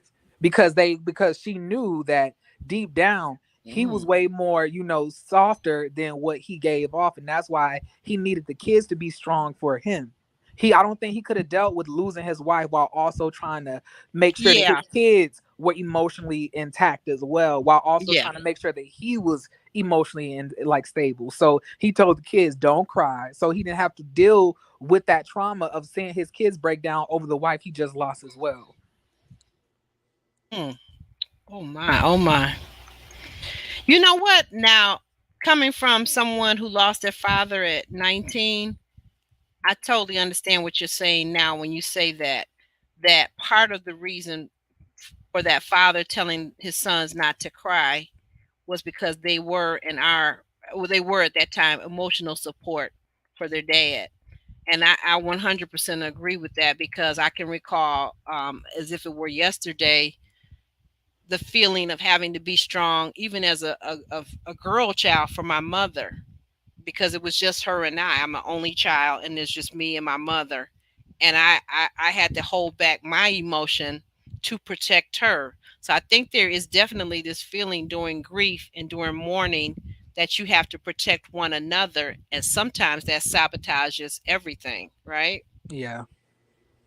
Because we're not, to what you were saying, Jeremy, you said it so well, we're not allowing ourselves to be in tune with our emotions. And we also don't realize that, guess what? The human spirit is so resilient. It's okay that we can cry and bend and come almost to the point of breaking and snap back and still be strong, right? Hmm. The human spirit has that kind of resiliency if we're allowed to, but by repressing emotion, that does cause a lot of undue damage and hurt to our emotional selves. And then as a parent to a child, or a child to a parent, we're not going to see what kind of damage and what's really going on with our children and the children with their parent if we're busy trying to hide from one another. The home should be the safest place where you can be your true self. That would be Yeah. the hope, right? Yeah. Especially if that safe place you're trying to stuff your man parts in every night. I would hope that that could be somebody that you could also open up to as well. Like Quick was up there, like, when I express my emotions, that could get you killed. But I was like, you're in the house with your wife. What are you talking about? And that's what I Right, meant. right. He And did that's say what I that. He's meant. still living in that moment. He's still living in that street life because in his because mind. because And that's where that therapy would come in at. Go he's ahead. I'm sorry. suffering from PTSD. All three of these Hmm. men are suffering from PTSD from their upbringing, and they don't know how to cope with it. So he's in his Wow. mind, he's still in the streets, although he's living in a 2-story house in DC. Yeah. You In the know, suburbs. like on stage with Megan Thee Stallion. Like, what are you talking about? Like, you're not in the streets anymore. Like, so if anybody you could be like, emotional with, I would imagine that it would be the person who you wanted to spend the rest of your life with. Hmm. Wow. Jeremy, you are so deep. You are so wise to be so young. I don't know how it came about that way, but you really are. You really have a tremendous gift, I believe, in discerning things and seeing things that other people might miss. So I really have to tip my hat to you on that. Okay. Um, Trying to see if there's any more. Oh yes, of course. And we kind of talked about this, about the plastic surgeon, Raina really not seeing herself, or either Right for she's pulling our leg or something. Hello, I'm sorry, Alex. yeah, because I didn't think you guys heard me. No, What we did didn't. What you say? what did you say? No, I was saying that what Jeremy was saying, his last thoughts was basically what I was saying about Quick as well. And that he needed to come to grips with it and stop thinking that he's still in the street, and deal with that issue, and and Hmm. and have his wife understand why he thinks the way he thinks and behaves the way he behaves. You did, you did. Um, that both of you are correct. That is a very true statement. But I think the thing that Jeremy brought out for me that I didn't hear from you was that the three of these men could be suffering from PTSD, and that's a very true statement, because when you grow up in the city, when you grow up, or even in the country, when you grow up in, like, for example, in Chris's case, it sounds like he grew up in Alabama and there was a lot of abuse in the home. So there's something there that he hasn't dealt with. That's what I'm feeling like. I could be wrong. Certainly for Jamie and for Quick, they had these really domineering and dominant type masculine fathers that were from the old school, that old era of, kind of like somebody pointed it out. It's almost kind of like it's been a cultural thing in the African American community that it's really kind of like post slavery, right? This real strong hit you in your gut type of thing to make a man out of you, but it doesn't teach you any life skills in essence. I mean, like, if you're good at throwing a punch, okay, now what else can you do? And how does Yeah. that serve you in the real world, this modern world of 2022? How does that serve you, that you can take a punch, and that you can be emotional and never cry? How does that really serve you? It doesn't serve you. And then, can you imagine how much progress, or how much their childhoods would have been different if their fathers had like gotten therapy, that's if they could afford it at the time. Let's be honest. Like, Yeah, yeah, if that's a real like thing. if their fathers had went to therapy, and then Quick would have been able to, they and the father and the kids would have been able to lean on each other like they should have been doing, together and stuff like that, rather than everybody trying to just act like the mama didn't go in the ground. You know what I'm saying? So, or Jamie being able to, connect with his dad on an emotional level and really be able to learn how to express himself better. Like, therapy would have changed all of their childhoods. Like, that's crazy. Just one session would probably have to cause the big impact. And I really want us as, like, as black people to understand that, therapy is fine. It's not just for crazy people. It's for sane people too who have issues. We all have issues. We all have stuff.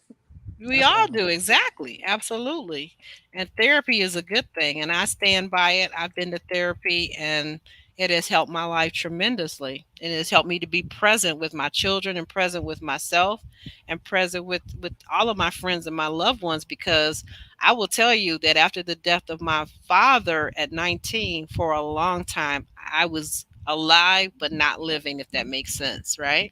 Mm-hmm. Because I was a true daddy's girl. I mean, I loved everything about my father, everything, everything, flaws and all. I loved everything about that man because he was disciplined, he was loving, and he was tough. He was that kind of, but by me being a girl child, he didn't treat me like, punching me in the chest or stomach or gut, what that thing was. But you know what I'm saying? But he did have that very tough exterior. So I can see where a lot of our fathers from the 60s, 70s, 80s, whatever, that kind of came from a certain generation, and especially if they were military men, they kind of had that real tough exterior, right?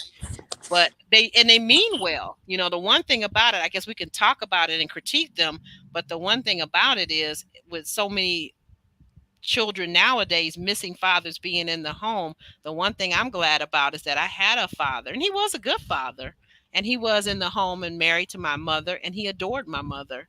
So that set a good foundation for me. But it's yeah, it's a And, lot that can be learned through therapy. You're right. and one thing I want to say, I don't think any of us said it since we've been on the air, is that if you just coming into the room or if you've been in the room, like, subscribe, and share. I'm not sure. Do you have the super chat up today, Aubrey? I'm not sure if the Yeah, super it's chat is up. open. It's open. But Yeah. what I'm for now, and thank you for mentioning that. Yeah, because what I'm seeing is that I got a whole bunch of new members.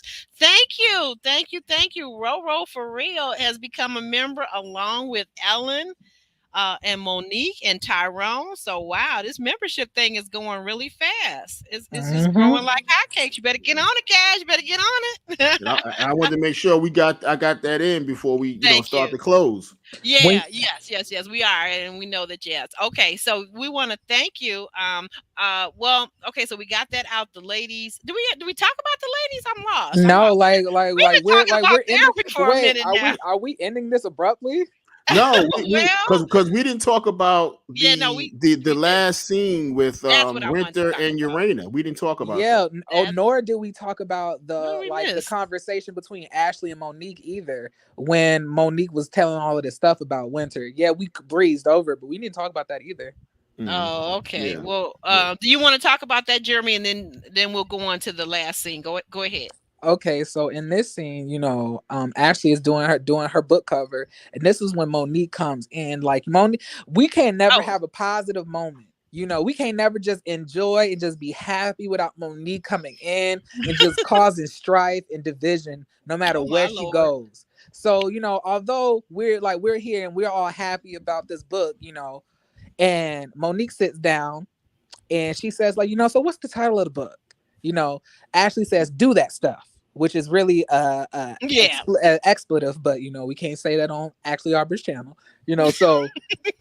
So she says, oh, I'm gonna get that book for Chris.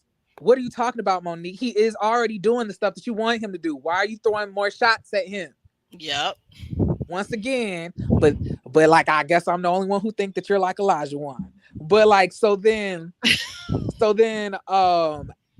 later on in that conversation, she says, like, well, Monique, you're not the peacemaker. So Monique says, yeah, I'm not, because I didn't even tell you everything. So Ashley's like, what you mean you didn't tell me everything? Monique says, well, there was more to the conversation. So let's pause and understand that Monique got these two women to sit together last episode to hash everything out, to get on the good foot, just to mess it all back up again this episode. Why didn't she say all of the stuff that Winter said last episode? I don't understand. Because that's when you should have said all of this. But you waited until after you got these people to basically come to amends to destroy it all over again. Because After she's you an already instigator. huh? Monique is an instigator. She fake, but hold on. So then she says, like, well, she had two like nicknames, like, for y'all husbands. So she says, well, what was the nicknames? Monique was up there like, I'm so scared, I don't even want to say it, girl. Like, it was that bad. So she's like, so she puts her hand over her face and then, smiles, knowing that she's about to be messy, and she says,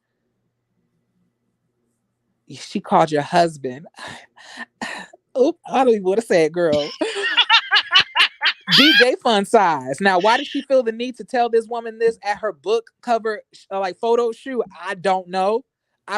And like, what I love the most about Ashley is that she didn't give in and give Monique that angry, like reaction that she wanted her to have. She just shrugged it off. She was like, girl, it ain't that big of a deal. And then she also told Monique, and then she also told Ashley the other name that she had for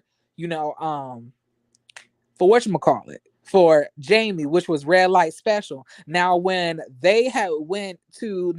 Arena and Ashley had went to go to the consultation for the skinny BBL, this is when Ashley told Arena what Monique had told her about the whole thing, because let's remember that the surgery thing was the second to last scene. The last scene was Winter and Raina. Right, that's what I was gonna get. So she told her all of this stuff, and then that led up to the conversation that Winter and Raina had at the end of the episode. Now we can go there. Right. Okay, so let me get my little banner up, and we're on. Go ahead. Let me say about this Winter and Raina episode. First of all, again, Monique telling them everything Winter says, causing all this strife, right? But at the same time, Winter should not be repeating this stuff about their husbands. And you mean Monique? You mean Monique? You said Winter, right? No, Monique shouldn't be either. But then Winter takes it and she runs with it. See, when Monique tell her stuff, she take it and run with it. Oh, so right. So then when Raina says, you shouldn't be saying that, generally about you shouldn't be speaking about our husbands. Why is our husband's name coming out your mouth? Why should I have to? You didn't say not to say it. Just what Winter says. You says not to say it, and Raina says, why should I have to say that? The human part of you, common sense, should say nobody wants to hear bad, negative stuff about their husbands in public. Right. But apparently she don't get it. So I would stop sitting down with her. I know they were on the show together and so forth, but I would not even be bothered with Winter in this realm of trying to create a friendship.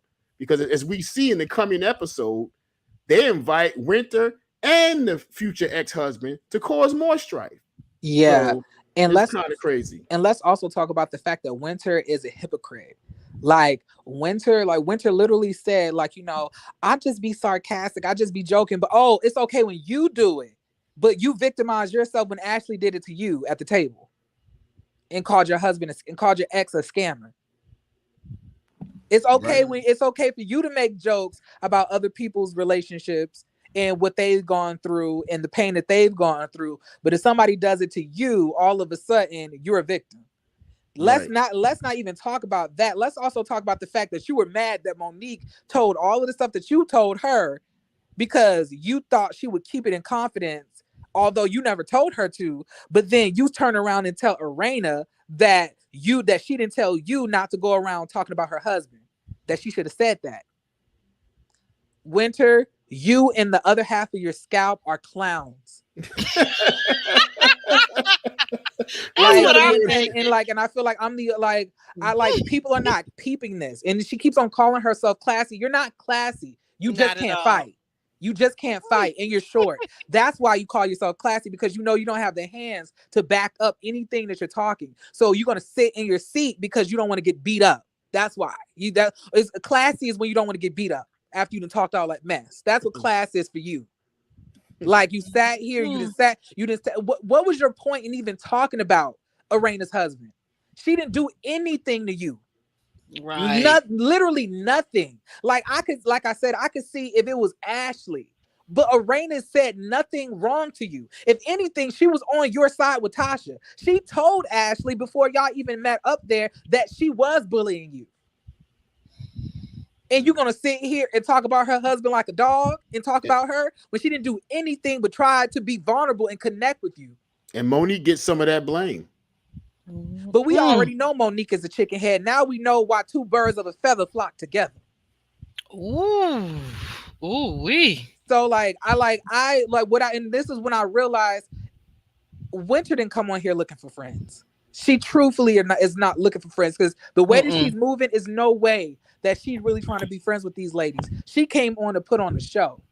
Yes, she did. Yes, she did. She knows exactly what she's doing. She's playing to the camera. But my thing is this, like, she's stupid because this is not like Real Housewives of Potomac.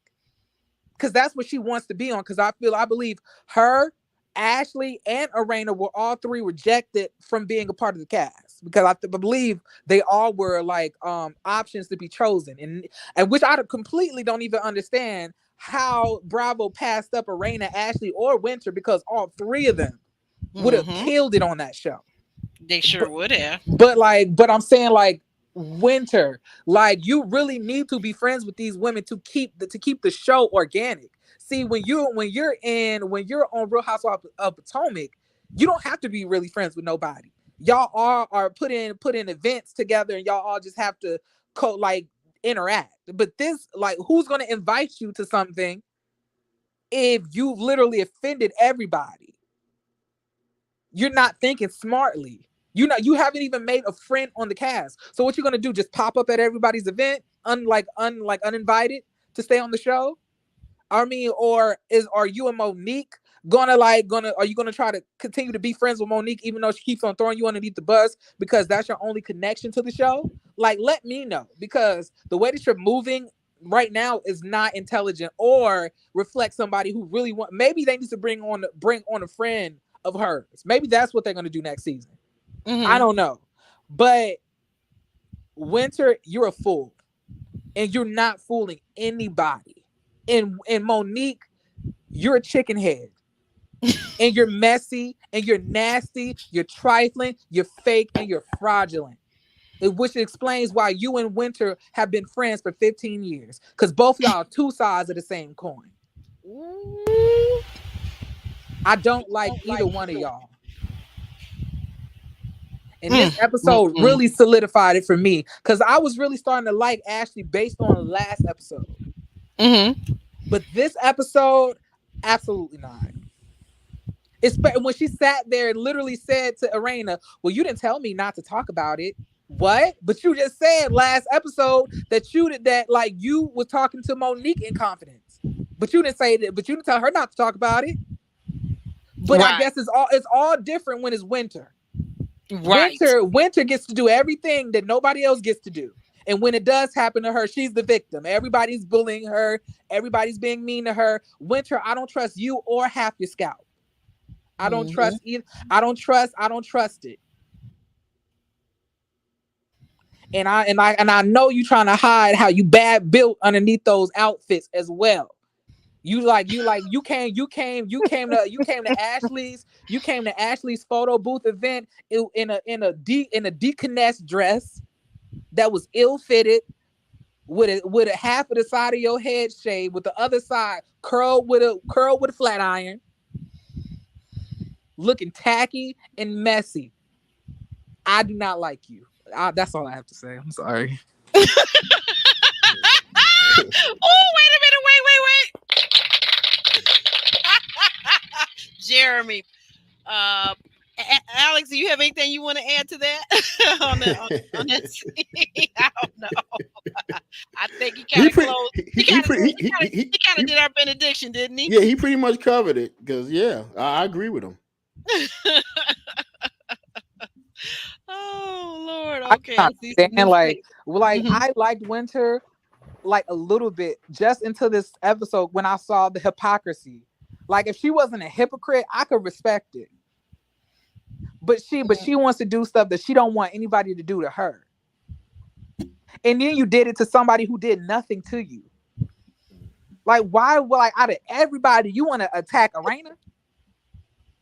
Right. Yeah, she She seems already to be the shivering in the sweetest person corner. on the cast. I mean, really? Exactly. She, What like you Arena calling for already has Raina to for? Arena already has to protect herself from Jamie. She got to protect herself from you too. Okay, wait a minute. I thought you said you didn't see him that way. I was just playing. you That was a you're joke. doubling back on that. See, That he was is I was just Elijah kidding. Moore. I was just playing. But I'm just saying, like, she has a lot already that she has to deal with. Her husband is a handful, within itself. Now she gotta fight you too. These people out here in the chat are cracking me up. They are cutting up. Monique said, every time I hear Jeremy say bad built, my self-esteem drops 2 points. People are something else. Oh, stop. Y'all got me hollering. Y'all gotta be hollering. Well, you guys, all I can say is look, stay tuned for next week because we're gonna see all these couples come together, including the Tinder, the Tinder swindler Kevin is gonna be in the same room with his still wife, even though they're estranged. So he said she's not my ex. Legally, we are still married, and I still got my ring on. He sounds crazy when he says that, but okay, babe. If you like it, I love it. Because you gotta stay tuned next Saturday for Love and Marriage DC, guys, right? And then on the following Sunday for Jeremy Speaks TV and Alex W. Leath and I will reconvene and we'll try not to have so much therapy again. Guys, I want to thank you. I want to give a very special big shout out to all the people that came in today and decided to take that plunge and become a member. And there were multiple people. I'm trying to find here we go. Find my thank you. Ro for real. Ellen V. I misspelled the last name there, but that's Ellen V. Monique King, Tyrone Reed, aka Tiger. And I know many of you in the chat will also be joining. So I'm looking forward to being a service and offering your perks. And we'll be doing special things and having members only polls and live streams and a whole bunch of other stuff. Okay. So, guys, Jeremy, are you going to do something tonight? You want to tell our viewers? Oh, so I was gonna do Love and Marriage I want to Huntsville, see that. I'm coming over if you do that. like I was gonna do it at 9, but I'm actually gonna have to do it Mhm. at 7 because y'all I have to go somewhere at 9. Jeremy Speaks is hot on the prowl. Okay. So you do it at 7. You said 7 on your channel, right? Yeah, set like 7 on my channel. So I'm gonna actually change the time of the live to 7. And I really apologize to y'all who was like really waiting for 9, but some came up. So I'll be doing it at 7. I remember being young once. But like yeah. All right. So thank you. And so 7 o'clock on Jeremy Speaks channel. We're going to jump over to Jeremy Speaks TV at 7 o'clock. Guys, you heard the news here first. We're going to go over there for all the cursey words and all the good stuff. And I can't wait to hear him talk about Love and Marriage Huntsville. Alex, you got anything you want to say to close us out? Yeah, I really enjoyed this. It was very intense. We covered a lot. And also, too, Aubrey and I will be covering Blood Sisters, the Netflix 4-episodic series, Blood Sisters. So you guys, if you have Netflix, check that out. It's 4 episodes. They're about an hour long each. And we're going to be covering that the coming starting week. Tomorrow. Yeah, this coming week. We're going to do them episode by episode. So tomorrow we'll just deal with episode 1. We'll cover that, and that is at 7:30. The thumbnail's already up, so hit notify so that you can be notified by YouTube, and you'll be in the know, and you'll be there, right? We hope to see all of you back here tomorrow at 7:30 p.m. Eastern Standard Time, guys.